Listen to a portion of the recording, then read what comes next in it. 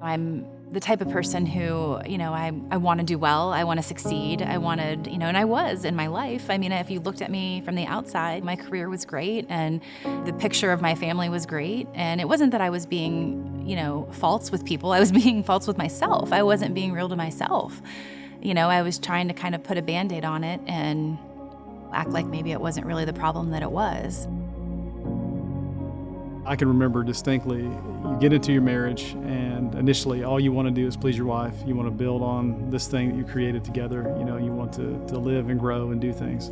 As you add kids to it, as you add career to it, your priorities and your perceptions change. And one of the traps that I fell into, that I think a lot of people probably fall into, is they seek their validation through work. You're not fulfilled by your marriage anymore. You start thinking, well, is there something else out there that is better for me that could give me an opportunity to be happy? I had that feeling of my husband doesn't love me. He doesn't look at me the way he did. You just know, when that person doesn't have those feelings for you anymore. And, it's scary. I mean, it's frightening. I mean, you're looking at, the statistics of marriage, and here we are in year 7, and it's like, yep, I see it. I see why marriages end. I had made up my mind that if she asked, then I would grant permission to separate or whatever was needed for a divorce. I remember it like it was yesterday, but Josh had gone out and he'd gone for a run. I was having those thoughts and I was thinking, thinking that he was going to leave, thinking that it was over, and I hit my knees. And I just prayed and I said, God, I don't have the words. I don't know the words. I just felt this overwhelming presence and this peace.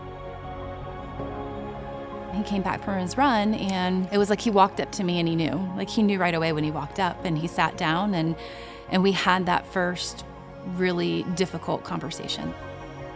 When I saw that emotion, I saw the response from her, it really just took me back in time, kind of. I mean, no other way to describe it. I saw the person I loved and who I married. I realized that, I really had a decision because I didn't want what I thought I wanted. I did not want our marriage to end. That was God. That was the first, so far the only time I've really truly felt like God spoke to me and gave me the words. Yes, we love each other and we are committed to this marriage and we've made a lot of mistakes, and, you can't go back and you can't undo those things, but there is grace and there is forgiveness and there is a story to be told after that.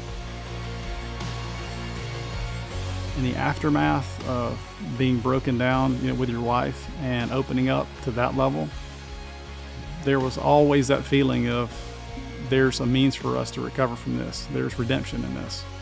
And that had to have come directly from our faith. It wasn't easy. It wasn't, we didn't wake up the next morning and suddenly our life was better. In fact, it was probably a year-long process. There's no point where it kind of turns off, but you just kind of wake up one day and realize, wow, I really love where we are. I love our marriage.